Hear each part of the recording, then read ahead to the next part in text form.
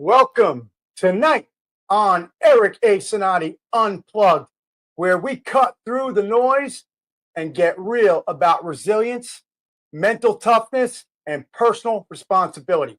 Tonight, here, again, as always, if you are watching on your TV screen, but the ticker below has the topic of the day, as well as our guest and the guest information, as well as all the contact information for the show.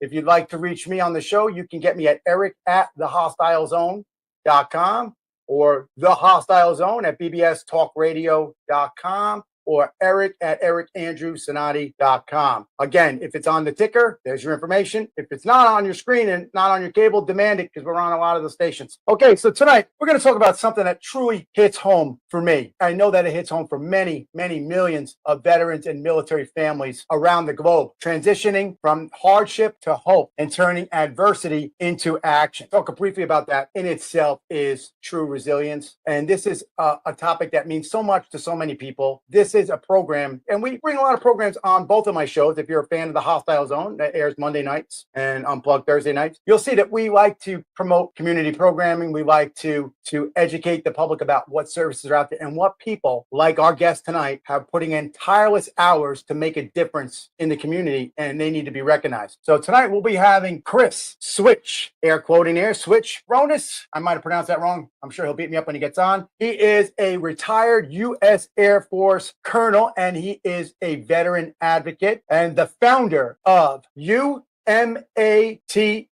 UMATR, and the MATR is all capital with periods in between, and we'll let him explain what that means. A human performance system built to transform lives through military tested strategies for true success. His mission is very clear, very clear. It can't be more paramount to what we're experiencing now. Prevent crisis before a crisis begins. What a unique concept. If only all our politicians did that, maybe we might not need programs like this. But it is a very valiant effort of his. He's fighting hard for the people, and I truly stand behind him. We're going to uncover what makes UMATR unique and how the neuroscience, and you know I like a little bit of, dorky education in here, so let's go with it. Neuroscience and military aviation principles merge. You marry them together, and why the ability to tell your own story. Telling your story. What a paramount idea. This guy already, before we get him on here, way advanced than other people. Stopping a problem before it becomes a problem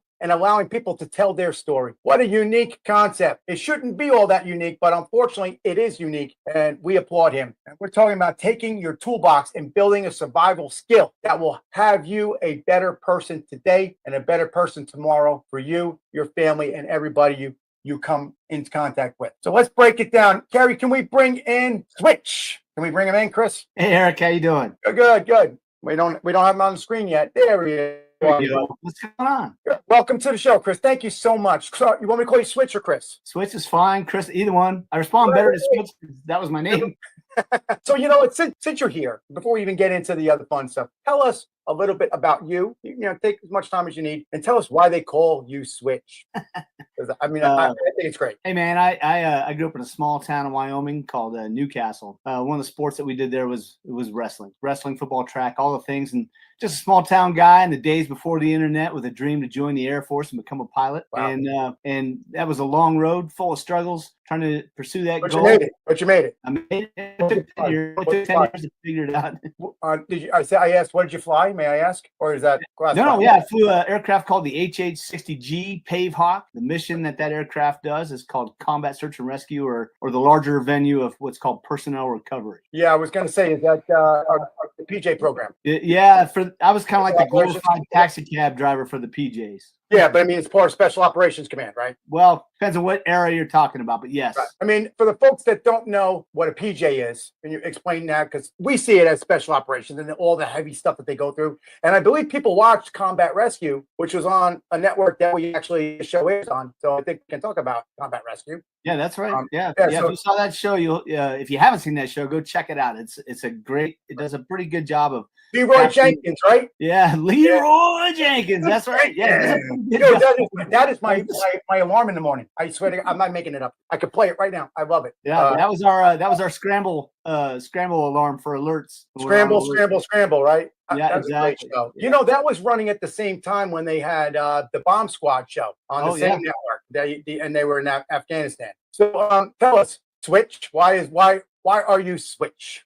So let me answer your previous question first. PJ, pararescuemen, they are absolutely special operators. Their whole job is at the end of the day to be a subject matter expert that can go into any contested environment and recover anybody from a downed air crewman to someone who got rolled up in a convoy to you name it in a combat environment, but also a civil environment, just civil search and rescue. And they're the ones that will save that person's life until they can get them to bright lights and cold steel where they can see a surgeon. And they're incredible tacticians. It takes amazing. Yeah. It takes years for to get to that caliber. And they are absolutely some of the best people I've ever been. Best, the brightest, well capable. And I want to add a caveat to that. Our combat controllers in the Air Force fall in that same special operations Air Force. I want to just give them due respect. You want to tell folks what that is too, quickly? Combat controllers and attack Ps. They're the ones that will bring in what are called calls for fire, where they're coordinating an orchestrated attack with anything from bombers to fighters to you name it to neutralize a threat, so that we can affect whatever mission we have right there, whether that's somebody out or getting after the bad guy. So we're going to break into some questions, but you have a great story. So we have time to answer the questions, and let's just go get a little back and forth on it. So the key to your program. First, say the name again and explain the letters and why they are that way. I wanted to leave that for you. Yeah, I'll show you this little card. This is something I give all our veterans. Very nice. MATR really is you matter. Matter, MATR is an acronym that we use in Air Force aviation when things are going really bad, man. The engines are on fire, the wings are falling off, and it's what we use to stay calm in those situations. We train to it all the time, and we rehearse it all the time so that when, not if, those crises come for us, we're prepared. When is very correct. When, yes. Yeah. And so all I did was I took that checklist and I adapted it to life, actual life, and I teach that to people because one of the things I learned in my studies of suicide prevention, 2 years studied this problem in depth, is that there was a couple studies. There's an Australian study and a Harvard study, but basically their numbers are around the same. Between 24 to 40% of people that make that decision and act on it, they make that decision and act on it in a 5-minute period. Yes, and that's why I'm glad you're on the show, because it's a passion of mine. I do a lot of volunteering and donating these programs. Now, in my opening monologue, I mentioned neuroscience. So because you are an aviator, a pilot, you're a fighter, a war fighter, and an academic and a scientist. A little bit of everything. So I get where you're coming from. Muscle memory in the brain. So explain how that translates and how you bring it to here. Okay, so it's all repetition, right? The reason why the matter checklist is for that person in that 5-minute window. They have to be their own hero. Right. Everything we teach is to intervene that, and you may or may not be someone who's fortunate enough to be able to do that. It all comes down to what? Repetition is the key to learning, right? So before that, even the biggest thing, Eric, is it really comes down to identifying really what the problem is. Right. And then going back and using those aviation tools and teaching people how through repetition to do different guided critical thinking so that they can either avoid those problems that could lead to crisis altogether, or have a built-in planned response for it so that when, not if it happens, they're ready, because they not only built that plan themselves, they rehearsed it. What I want to do, we're going to take a short break. And when we come back from the commercial break, folks, don't go anywhere. You're going to tell us what acronym actually stands for. Yeah. Okay? Folks, don't go anywhere. We're coming right back. Otherwise, he's getting in a plane, and we're going to search and rescue you. Hello, everyone. My name is Sean Kelly, founder of Project 201. Right now, too many of our kids are falling through the cracks, and here at Project 201, we're stepping in with mentorship, sports, and life skills. But we need your help. Your donation isn't just a gift, it's an investment into our youth and their future. With your support, we can keep them off the streets, in school, and on the path to success. Become a donor, mentor, or sponsor today, and let's change lives together. You can visit our website, 201sports.org, to make your impact now, and or give me a call here at 201-725-5062. Mentorship through sports. Changing lives one at a time.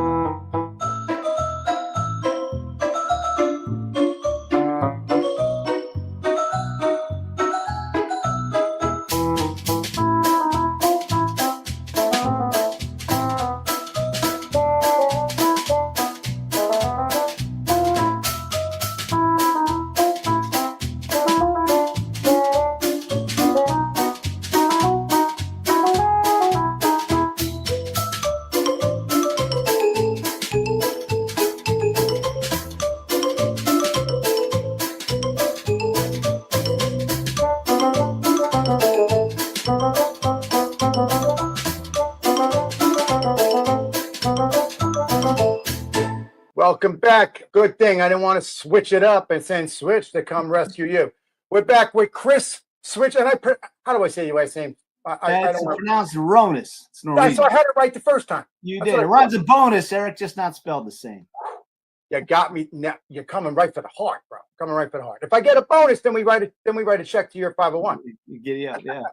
So all right. So now we're back from the commercial. Tell the folks what the the matter stands for in military side, and then how you incorporate it. Also, M, maintain control. Military side, that means keep flying the aircraft, right? How that translates to what you're doing in your life is, look, no fast hands. Don't do anything irreversible. Stay calm. Don't self-medicate. Stop. Take a deep breath. This is where I'll teach different breathing techniques, things like that, right? But the whole point is to just pause. That's maintain control, right? A, analyze the situation. In the aircraft, you're looking at all the gauges and all the lights to see what they're telling you about what's going wrong with your aircraft. But that might not be true. You might see a big red light that says there's a fire in the engine, but you need to confirm that. Hey, flight engineer, look out the back. Do you see smoke coming out the engine? Are there flames? What's going on? So in life, analyze the situation, or hey, what are the facts? All too often when something goes wrong in your life, Eric, you tend to go down this path of, well, now that this happened, this is going to happen, this is going to happen, this is going to impact this, it's going to da-da-da-da-da. People get in a really dark place.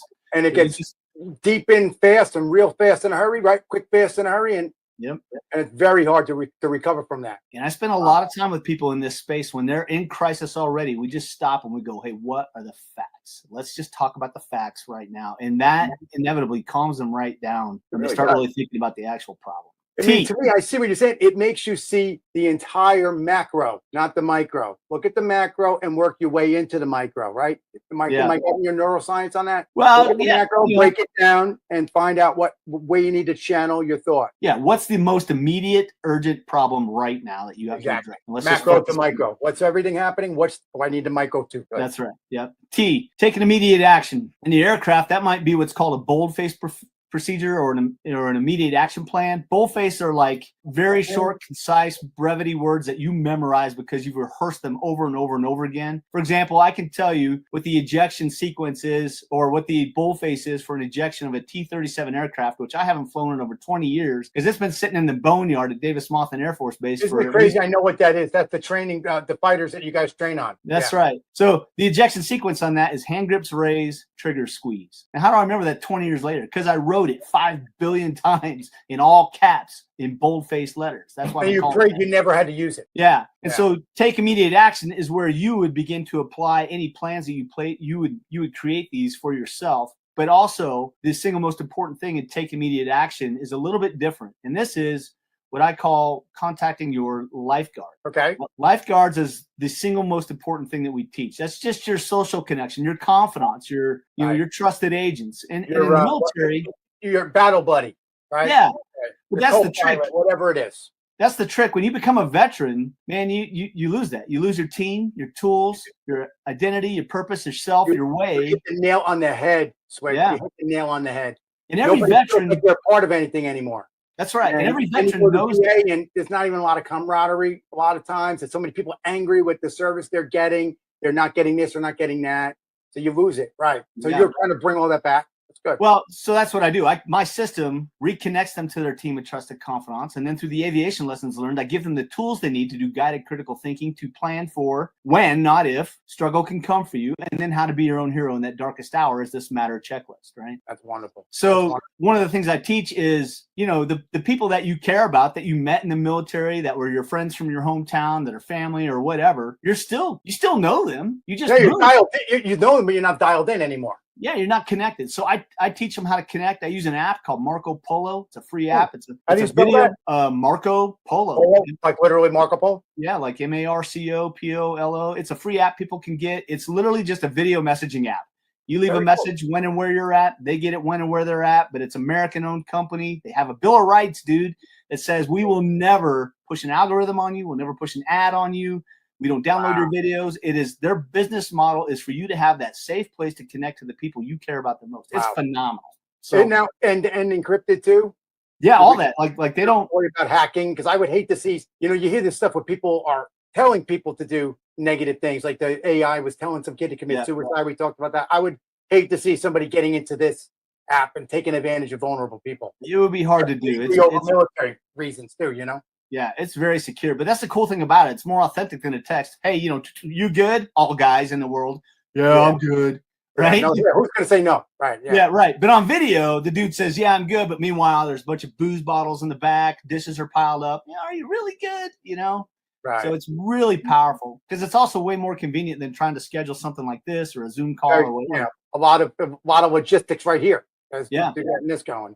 So you can build a group in there. And anyway, that's what T is take immediate action. You contact your lifeguards and you tell them. Part of analyzing the situation is writing down those facts. You might be so emotionally upset you can hardly concentrate. But if you wrote down the facts, you can just leave your friends a message. Hey, this is what's going on. I'm not sure what to do. Help me out. Usually what happens is they become the logical brain for you while you're in that emotional moment, especially if you shared those plans with them. And they're like, hey, dude, you built a plan. We got you. Right. And that is R. R is refer to your plan. In aviation, it's refer to your checklist. And that's what the checklist is designed to do, built off of many, many lessons learned the hard way. Here's what to do in this situation. Here's your checklist. I just translated that to refer to the plan that you built and then execute your plan. And even if your plan isn't exactly the way you saw it going, at least you have something to deviate from as opposed to being. And you're not alone. Yeah. And you're not alone. You don't feel like. So let me ask you a question. It's not one of the ones we were talking, but it's a follow up on this. Are there team leaders in, like you make them like little units or teams or task force or anything, the little groups? No, man, they do it all on their own. They take my course. I teach my course to military bases across the Department of Defense. I provide it to the VA. And then for those nonprofits that are helping those veterans who are really having a hard time out on the streets, homeless, jobless, that's who I'm really trying to help. Right. But they're not in that cognitive space to learn this stuff. So I donate those programs to those nonprofits helping those veterans get off the street with only the condition that they're not allowed to leave their care until they've completed the course. And it's an online course that they take.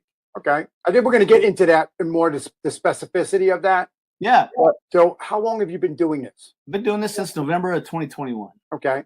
What inspired you to do this? Obviously, I know why, but tell the folks why. I mean, it's clear to me why, but not everybody sees like you and I.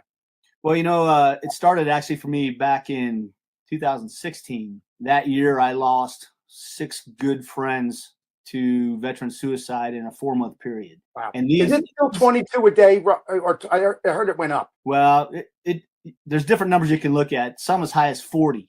It just depends on how it just depends on how they mark or classify suicide, right? Overdoses don't count, right, as a suicide. Yeah. Driving your car drunk off the cliff doesn't count. That's just a drunk driving accident, but we all know that there's... We all know what, The person never had a history of any of this previous, and now all of a sudden they do. But make no mistake, man, I want to say something here really important. Do it. It's yours. Floor's yours. So a lot of America hears about 22 a day, and they think, oh, those poor veterans. And man, don't think that. Because you know what? Veterans are the most capable people out there. Resilient. Case in point, our newest vice president-elect is a veteran, former Marine, right? Once a Marine, always Marine. And if you look around, there are tons of veterans doing amazing things, whether that's doing startup companies, running multi-million-dollar companies, running for office, doing all kinds of things. So don't think poor veteran. Right. No, nobody wants a pity party. Well, and veterans are strong horses. The trick is they've done this transition into literally a new culture, right? Without anything. They lost everything. Like we talked about, their team, their tools, their purpose. Imagine if somebody grabbed you right now and put you in some new land and took away all your clothes and gave you clothes to wear and helped you assimilate to that strange new land, and you made all kinds of new friends there, and then they ripped you out of that and put you right back where you were after that's what you knew for nothing. 10, 20 years, and you had nothing. Go. It's very similar to like when somebody comes out of prison and they want to get a new life, right? Yeah. And what do? We put them right back to what got them there in the first place, and they provide no follow-up. It's very similar, except the group we're dealing with are people that truly deserve that deserve and are entitled that situation that you have. Well, and other elite organizations too. Take any pro sports athletic player. Pick your sport: basketball, baseball, football. Doesn't matter. At some point in time, that career ends for them, right? And they lost the same thing. They lost their entire community. They're just off you go, and they struggle with the same type of transition. I mean, as a veteran myself, I understand. You long for the uniform again. You long to have that identity. That flag on your arm is true. Your identity is green. Right? Then you're back into the game and you don't know where to go. What other services do you provide besides, like transitioning process? Because I guess segue to my question was, why is it so difficult for veterans to adjust? Which you kind of answered, so I didn't have to answer. Well, no, I didn't really answer it. But you were saying that they lose their stuff, but I mean, it's more complex than that. So it is, but here's the thing. When they're active duty, they don't know that's going to happen. You know it, and I know it because we went through this transition period. Good point. Very, very pivotal point. I like that. You're right. We don't think you think forever you're going to be in this uniform. How many do you have in your closet that you can't even take out? I have a closet with uniform. Yeah, the whole closet's full, man. and you check on it, you clean it out, right? Yeah. You're like, I remember when So the thing is this, the DoD has mandated that every service member has to participate in what's called TAP, Transition Assistance Program. And it's a good program. Could it be better? Sure. Has it come a long way? Yes.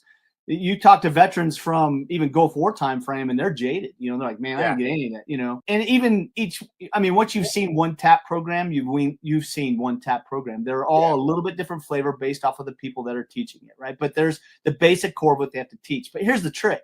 When you join the military, depending upon your branch of service, it took you anywhere from 6 to 8 weeks to assimilate into the service. They took everything. They took your identity, shaved your head, gave you a uniform, all that, right? They give you 1 week to transition out. 1 week. Very, very, another good point. I like how you bring the scholarly academic stats in here. I like that because it's very true. And then people who are active duty are on a base. The everybody's got to move, right?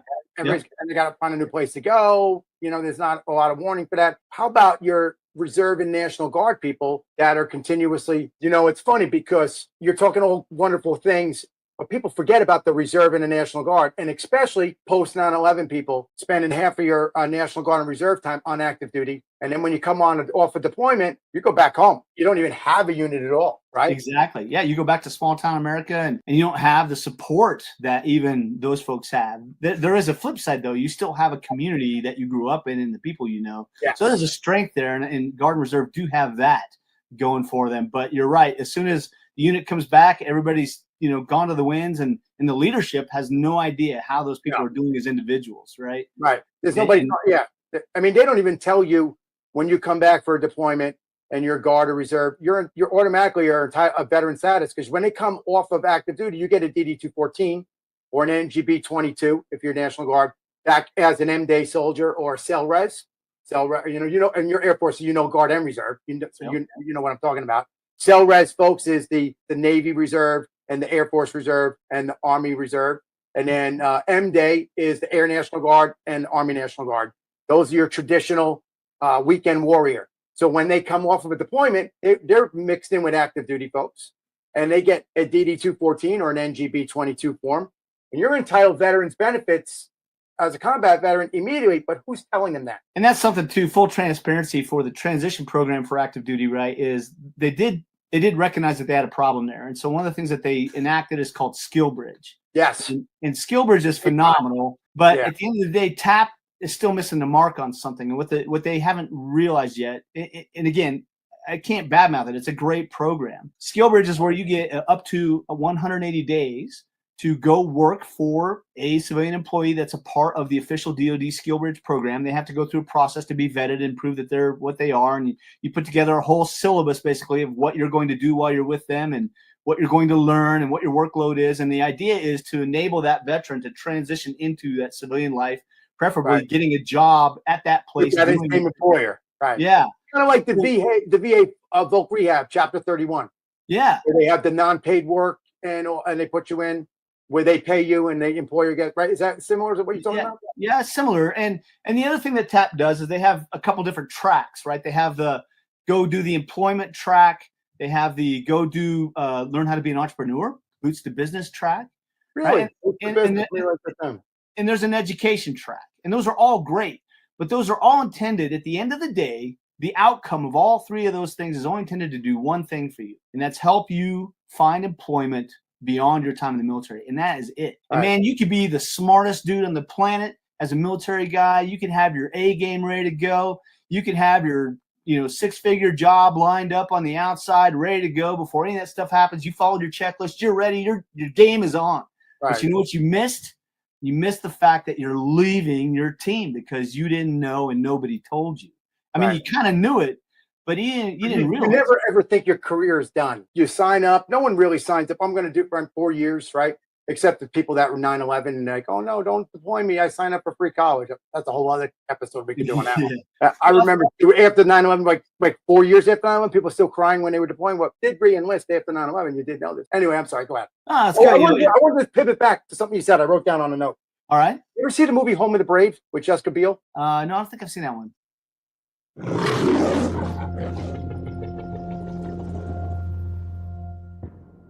You've heard the news, sir? What news is that? We're headed out in 2 weeks, sir. Hey, sweetheart. Yeah, I'm coming home. Hey, you know the first thing I'm gonna do when I get home? Buy a house, fix it up. Something good. Yeah, baby! Guys, gather around. Change of plans for today. We're escorting a convoy of medical supplies and a doctor to Al Hayes. It's your first time outside the wire, specialist? Yes, sir. You'll be all right. It's humanitarian runs, man. I don't like them. We're always putting ourselves in danger. Come on, get going. Let's go!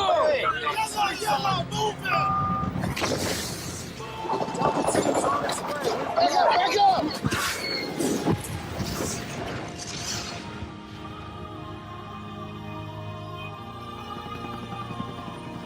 There's that moment when you realize you can't help someone.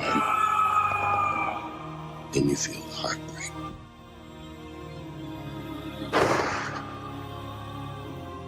This is when all the soldiers wanted. They need you felt hard. You look so grown up. Can you say hi to mommy? I would like to know what happened to you. Stay with me. Stay with me. You treat a patient, you're supposed to feel something. Well, I don't feel anything. Stop feeling sorry for yourself. Shoot us like over there! Are you against the war in principle or because I was part of it? Both. Been in there for about an hour. Kept asking for you. Come on, man, you don't want to do this. I'm one of the lucky ones. I can hold my kid, and I really try to remember that. I love you so much, babe. Space between our wicked lives is where we're hooked to keep safe from pain. Take my hand, 'cause we're walking out.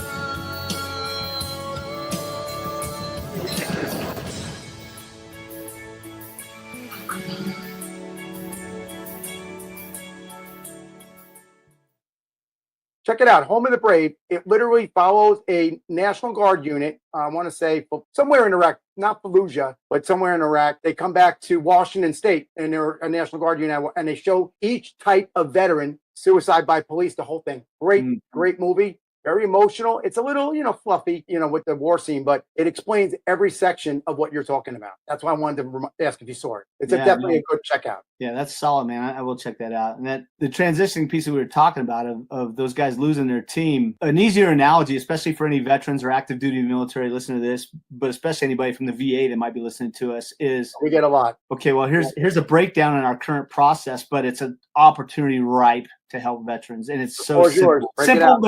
It's simple, but it's not easy, right? It won't be easy to do, but it's simple. When you join the military, you go to basic training. After that, wherever you go from there, you get three things. One, boom, you get a set of orders and your travel tickets, and you know where you're supposed to go. Some services have where you get a sponsor, a person that's there that you can contact ahead of time. They're gonna help you get your, if you're brand new, they're gonna help you get your dorm set up. If you're married, they're gonna help you find housing. If you're overseas, they're gonna help you receive your car, ship your car, all those things, right? They're there to be your point of contact. It's usually somebody in the unit you're going to, probably even in the office space or specialized, specialty that you have.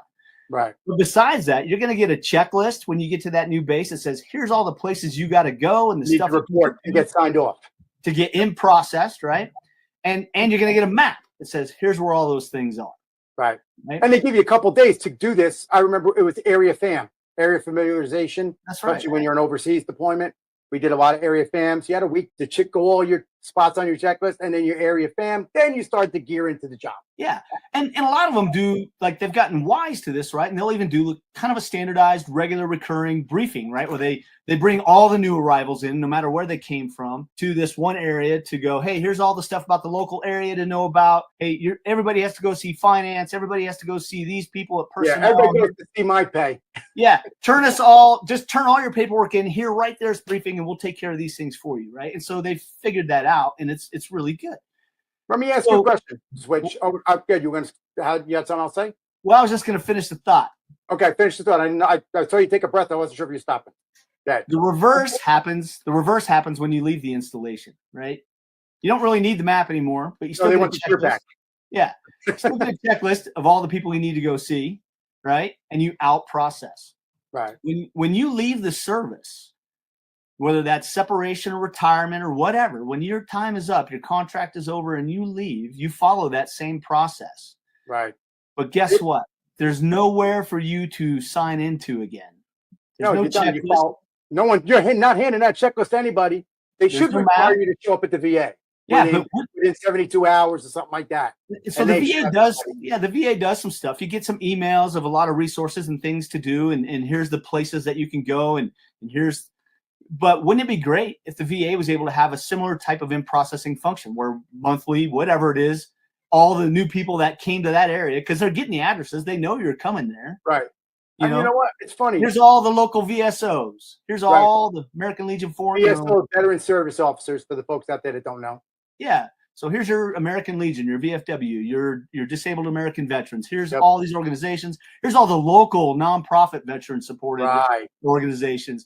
And here's your actual VSO people that if you were filing your claims and you weren't able to complete it before you left, those are the guys you need to go talk to right now. And by the way, here's Bob. Bob and you have a couple things in common, and he lives in this area too, even though you never met. He's going to be your sponsor. Right. And it's funny. What I think is what you're doing is great. Maybe you're doing this. I see, like when you're coming in and you get that briefing, right? And you're saying you're not getting on the way up. What if the guys, there's always rotating in and rotating out. There's a pass by. They're passing each other. Why can't the outgoers on the newcomer say, okay, you're going to experience all this stuff because you're going to be the outgoer eventually. And you kind of pass it. Was it pay it forward? Pay it forward. You know what I mean? You goes, hey, you were in this guy's spot, this girl's spot, soldier spot coming in, and here you're coming out. I think that would be extremely valuable. And I think what you're saying with the VA would be really valuable. And they have a whole volunteer program at the VA. Is this something you've talked to them about, Chris? Switch? Sort of. I was a part of a program that the U.S. Air Force put together underneath the Chief Master Sergeant of the Air Force and Chief Master Sergeant of the Space Force at the time, which was Chief Joanne Bass and Chief Toberman. And they were getting after the mental health problem in the U.S. Air Force. And this was one of the things that came out of it. So they had me and a couple other folks be the co-chairs for the retiree veterans group. And this was something that we presented. and they really liked it, and they planned on handing it across the channels over to the VA. I just don't know if it ever happened before she was able to leave that post, but they did a lot of amazing stuff in the program. That would be great. I remember one of my deployments.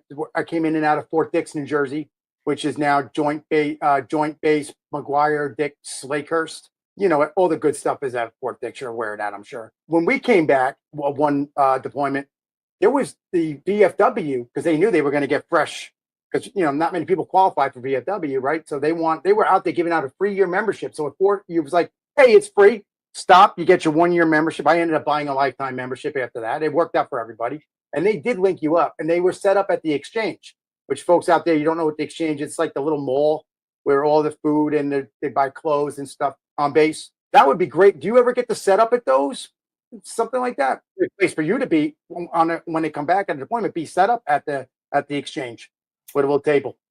That's a great idea. I haven't actually pursued that idea. I've just been going direct to the organizations that manage resiliency and human performance at the bases and just hitting them right there in the jugular. Let me ask you, with and I don't want, we don't get even though it's political, we don't get political. I don't ever I don't allow anybody to badmouth any president on here. We don't pick presidents when that's not my question. But in this past administration, have you found them to be openly welcoming to your program, or is it a little standoffish because then you're admitting there's a problem? And that's what I see, that people don't want to admit there's a problem. And when they allow you to come in and they say, okay, I support this, you're saying, well, maybe there is a problem. I don't know about the administration, because I was still serving 2 years into that administration when I retired. What I can tell you is the difference of when I transitioned out and began trying to pursue getting this to the Department of Defense and the VA is that it is a real barrier in general to cut through the bureaucracy to get after it. Wow. And the biggest challenge I have is that, you know, bureaucracy is really good at using buzzwords and keywords, and those are the words they want to see. And the big buzzwords that the VA is getting after right now is suicide prevention, right? Right. And that is great. You're not ever going to hear me talk about suicide prevention because, frankly, as important as it is, as many as organizations that are doing it, they're all doing it and they're all laser focused on suicide prevention, but they're actually missing the problem. Because here's the thing about suicide. For those people that make that decision and act on it, Eric, they're doing it because that is the only solution they can come up with to solve all the problems. Whether I always say bring it back to basics. You got to go back to basic, waking up and focusing, like you're saying, on something razor sharp, what you're going to do. Yeah. And that's an easy way out. And they, like you said, there's nobody providing other options. Well, again, I don't want to take it. There are a lot of amazing organizations really yeah, we're not saying that, but I mean, like you got to wrap around all of these people. There's a lot of them. Very hard. Well, what I'm saying is it's more of a holistic problem. Yes, do we need suicide prevention? You better believe it. Yeah. Absolutely need to have that. But you never get that far though. But there's more to this. And Right. that's what I teach is the human performance piece of it. At the end of the day, what I teach is called suicide avoidance in essence, because what I'm doing is teaching anybody. It's for anybody. Everybody can learn this, but not anybody wants to. And anybody can be a hero learning this and recognize a sign that would have never otherwise recognized but for your program. Yeah. So at the end of the day, I just teach veterans how to live a life so full of connection and meaning that they just don't ever want it to end. That's good. You segued right into what I wanted to say, but two things. One, are you linked up with Military One Source? Not directly, no, because again, they're all focused on suicide prevention. Right. Yeah. This is the challenge I'm having is this language barrier. Well, if they're listening, Military One Source, give your website and your contact information. Maybe they'll reach out to you. Put it out for the listeners. Yeah. Military One Source is an incredible resource. And give them your information for the people in the car listening. Say it out again, your website, your name, and whatever. So the website is youmatter, youmatter.org, youmatter.org. Wonderful. There's a free 30-minute class on there that anybody can go watch right now and actually walk away better for having done it. Wonderful. It's simply amazing. Now I want to ask you, can you give us, because you're talking about how it works, can you give us an example of one situation you dealt with where you did the matter and you had a wonderful outcome that you're proud of? Oh, man. Just everybody's listening. The VA is going to hear you. We have a lot of people that watch this, and I get lots of downloads afterward. Yeah, this is just one, huh? Okay. Well, I'll tell you one of a guy that, again, in that hardest space, the guy that I'm trying to help the most, the guy or gal I'm trying to help the most, 18 to 28 years old, homeless, jobless, self-medicating, got a cricket phone. They're limping along on a monthly plan with a cracked screen. Wow. Yeah, you Can't said it very well. exactly directly help that guy, but that is one of the guys I did directly help. In fact, it's been a year now. This guy used my system, and one of the first things I have to tell him is, look, I can't help you unless you're willing to give up the things that are hurting you first. Really? And I can't want it more than you do. Right. Right. It's about him. About And him so or her. this guy said, man, I really want to get past this. And so this was a guy I sat down in person and just said, you know what? You're here. You're a veteran here in the Black Hills of South Dakota. And I'm here and I've got the time and this is my passion. And I want to teach this to you if you're willing to learn. And so we sat down and we talked to him. And this guy really struggled with addiction. I mean, bad addiction problems. What branch of service was he? He was Coast Guard. Really? And he had and he deployed. Okay. Yeah, and he got out at a time when mental health wasn't really something we looked at. If a military member was having problems with alcohol, they just went straight down the UCMJ route to punish those guys and then boot them out. And they gave a lot of the personality disorders who had TBI and PTSD. I remember there's a lot of people that having to redo RE codes and general discharges upgraded to honorable. And that's where this guy was at. This guy was at where he had a less than honorable, wasn't been able to upgrade it. It's been other than or what? Yeah, well, we're working on that right now. We're working on his stuff right now. But he's now where he can be in the cognitive space to work on it. This guy over the course of the year got himself sobered up. He's got himself employment. He's going to the gym. He's hitting the church, all those things. And he told me actually just today, he goes, man, it's all your course. But to me, this was the big success story is I went to see this dude a while ago, right as he was finishing up his sobriety. Like he did a in-resident kind of 6-week deal. Right. And okay. I went voluntarily, right? Voluntarily. He went there voluntarily. I went to see him on his graduation day and just sat down to visit. That alone in itself, I applaud you for. I do. I applaud you for that because that says a lot about your character. I mean, if we're that serious about one life, then let's be that serious. And you did it. And that's what you do. We got to take a break. We're not going anywhere. Folks, we're going to come right back in 2 minutes. Don't go anywhere. At the Rembrandt Law Firm, we understand the importance of your constitutional rights. We truly care that we must get a client their desired result. If your freedom is compromised in any way, you call us. We do immigration, state and federal criminal defense, personal injury, bankruptcy, DWIs, family law, real estate law. We want you to be confident in our ability to represent you.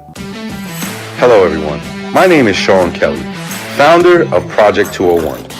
Right now, too many of our kids are falling through the cracks, and here at Project 201, we're stepping in with mentorship, sports, and life skills.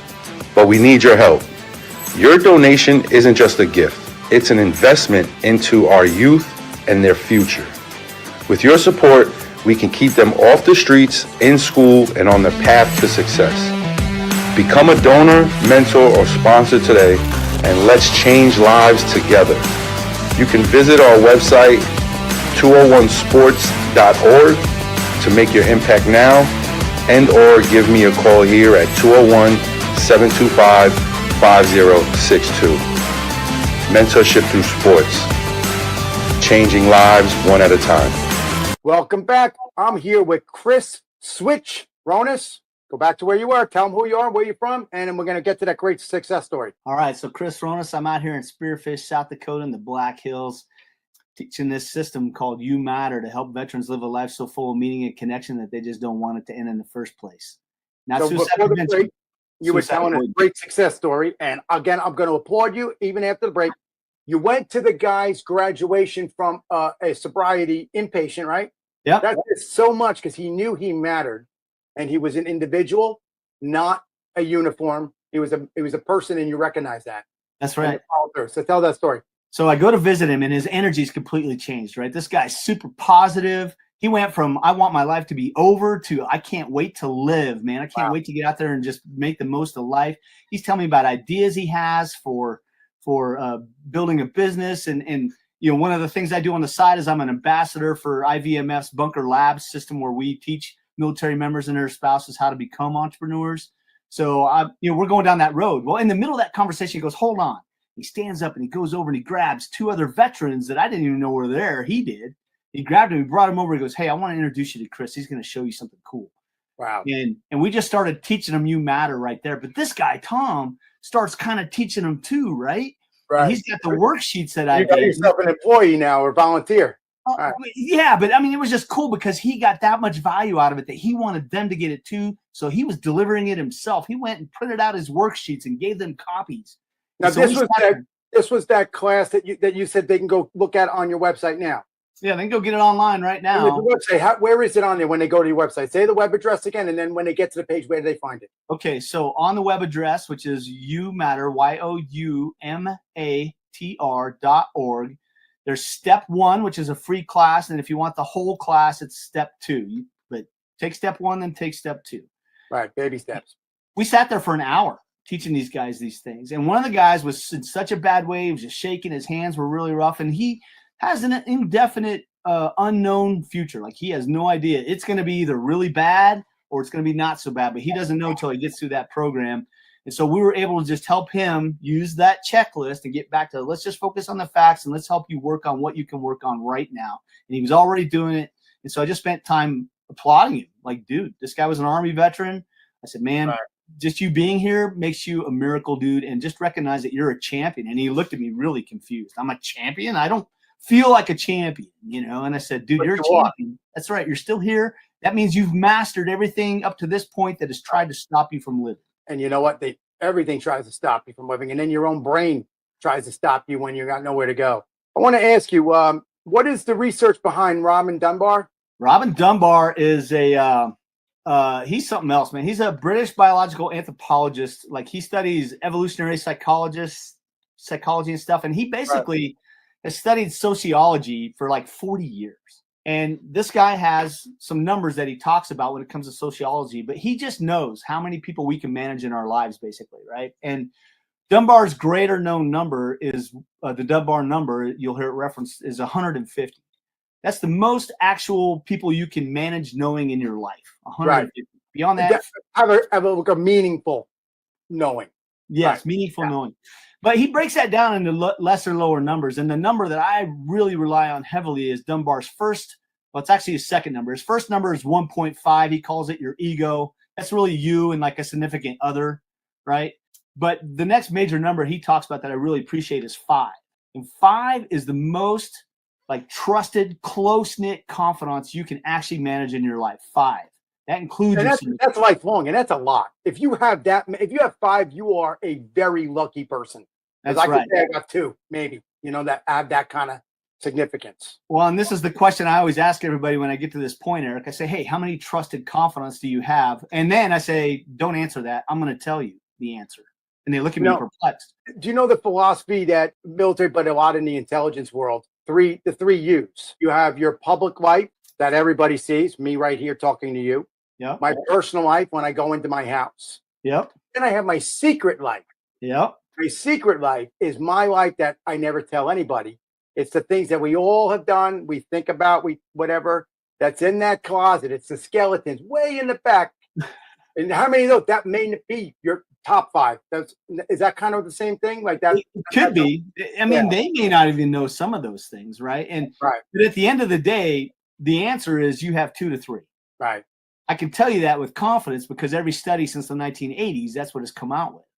Now, there are early studies going on right now that are a little jaw-dropping that are indicating that current generation has about 0.6.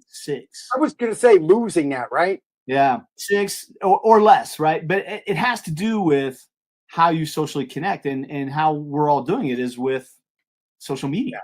Right. Even right now, I'm in a studio and this is still better than what they're doing. That's right. Generation today. And even in military operations, you got people flying drones from out by you that are flying in Afghanistan and everywhere else we are. That's right. They don't even recognize what's happening. And there's it's again compartmentalized now. Again, going back to the IC kind of concept. At what point do you uncompartmentalize and become part of a team? That's Not it. anymore, right? That's it. And so that Dunbar number I use, 5 is like the goal. That's what I call your lifeguard. You're trying to get to 5. You may never get to that number. But if you have just 1, man, you got a major problem, right? Yeah. Because at some point in time, you could easily lose one, either just to natural life circumstances or adversity in a relationship or whatever it might be. And then what happens when one gets married, children, You got want to be the single guy or gal, and then the new mate doesn't want you hanging out. Well, you just because kind of you're get single and you can't, right? That's right. And Dunbar shows all that in his studies. Like, hey, if you grew up in this small town, you go off to college, you will actually build kind of a new group of five, right? And you'll still have connectivity to those friends that you grew up with. You can always pick up that conversation right where you left off, and that's how you know. But it's usually only going to be one of them. It won't be like everybody that you went to high school with, right? Even if you knew them all. Let me know if you got any stats on this. Because of like Facebook and social media, nobody goes to high school reunions anymore, do they? I mean, I remember talking about that with people that I know, and they tried to have a reunion, nobody went because everybody already knows what everybody's doing and they're online, and they swear you think you know, right? And I have high school friends still. I have like 2 or 3 that I still talk to that I'm friends with, but other than that, the rest are on social media. I think in a small town, you might see that more often than not. A, because a lot of those people still live there in that same place, you know. But B, there is still, you know, older generations, even guys in their 30s, still appreciate seeing in person those people, even if they've been following them on social media or whatever, right? It's still something special about just reconnecting. There is something about being able to reach out and shake your hand. Yeah, you know, absolutely. And you make that connection. Like there is something about that. And that's the magic, Eric, to the second part of that question. When I asked you how many trusted confidants do you have, most people could say 2 to 3. Yeah, right. But the next question I ask them is the one that leaves them like jaw dropped, oh crap. And that is this: of the 2 to 3, do they know each other, and are they connected to each other through you, or do they just know you? Boom! You keep your circle tight and strong. Remember that saying back in the day? Yeah. They have to know each other because something goes wrong. So we got to wrap around our friend that's down. And that's the real trick for veterans, because our social circles are so vast and so different. I have 1 or 2 good buddies from when I went to high school. I have 1 or 2 good buddies from when I was a colonel in the U.S. Air Force. The ego in me says there's no way I'm going to connect my high school buddies with those colonels, because those idiots are going to talk about all the dumb stuff I did in high school, because I'm the only guy that did dumb stuff in high school. Right. Right. You're the only one. I'm the only one on the planet. Yeah. So that's what our ego says. But the reality is, whatever you've done in your life, Eric, you're a part of their success story. They're like, I know this guy, Eric, he does this cool stuff. And I gave him some advice once that helped him get there or whatever. And they know. I'm going to take your course, by the way. I am going to go in and log in and do it. So that's the thing is you're part of their success story, and they only want to continue to see you succeed. So they're not going to talk about that unless you try to go and repeat one of those same dumb mistakes from the past. They'll remind you. They're truly your friend, like you're saying, and they are in part of you. They're going to love to talk to each other because you are, like you said, you're part of that becoming who you are. We all became a man, well, because we're guys here on the show, right? We all became a man for somebody we looked up to, somebody that provided something for us more than somebody else. Yeah. We're running tight on time here. I want to ask you 2 more things. One very important, then we're going to close it out when you give information on your show. You know somebody that's a ninja. Yeah, my daughter. 2 of my daughters are ninja warriors for the American Ninja Warrior sport. Really? You want to talk about that for a minute? I invited you and your daughters back for my other show to talk about the ninjas. You want to tell a little bit? I think that's very impressive. Yeah, well, I'll use it as a part of the part we didn't get to talk to about how the power of storytelling and why that's so important, right? Right. And so it's an art. That's an art. It is an art. But when you learn that art, what happens is that secret that you had no longer has power over you. And oh, by the way, whatever was bothering you, you thought you were keeping to yourself, comes out in other ways anyway, right? Alcohol, addiction, anxiety, depression, all the things. Wow. So with ninja, what I love about this sport, man, is my daughters, they just took to it. They started here when we moved here about 2 years ago. And my 8-year-old, right off the bat, she was actually 7 at the time, 6 actually at the time, qualified for the world competition her very first year after only doing the sport for 6 months. Absolutely amazing. And that again, that's a testament to you as a father, testament to you as a leader. And I think I wanted to circle that in as we were coming down to a close of this show, because that says a lot. It speaks volumes for you and your character and what you're doing.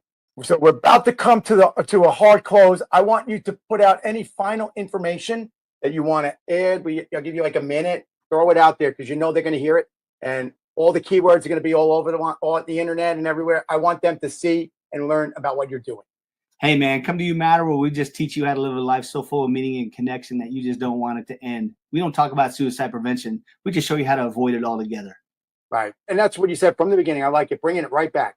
Yeah. You know, like you said, bringing everything back to the core, the basics, Stop a problem before it becomes a problem. Think a little bit beyond the fence, and that's key. Quick question. Did you start off as enlisted and work your way as doing officer? You're a Mustang. I did. I am a Mustang. Yep. 4 years Right. enlisted, then got the brain lobotomy and got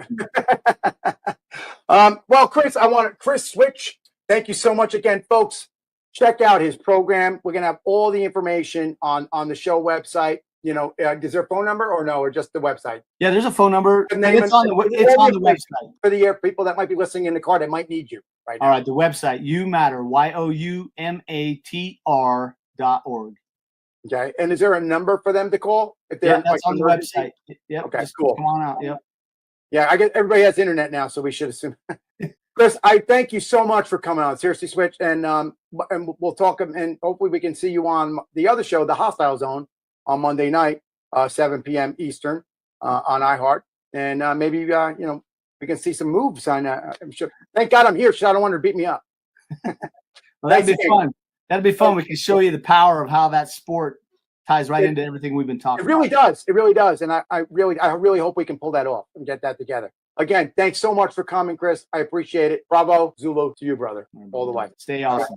You too. All right, folks, what can I say? This was a fabulous episode. We kind of went back and forth, but this is such a needed thing. All right. We have veterans struggling all over our country, and you don't even know who some of them are. We have wonderful people like Chris here who are doing amazing things and making a difference, and that's all you can ask from a human being, is to make a difference. And what is the takeaway? The takeaway is, if you save one life and you make somebody rethink a negative thought, then you've made a difference. And clearly Switch has done that. And I implore everybody out there, if you have any extra funds, send some funding. If you have friends, refer. If you can give the information out to other people, if you are still on the active duty, if you are with the VA, reach out to him. You're with Military One Source, reach out to him. If you're a senator, congressman, whoever's watching, wherever you're from, reach out. This is the future. This is how we combat suicides. Folks, again, final debrief. Come back to us. We're here all the time. Eric A. Cinotti Unplugged, and check us out, Hostile Zone, on Monday nights, iHeart at 7 p.m. Eastern. I thank you very much. Keep your head on a swivel all the time, because danger is always out there, and what just lies beneath the surface may be more dangerous than what's in your face. Folks, thank you again for coming to Eric A. Cinotti Unplugged. As always, God bless America, God bless yourself, and God bless programs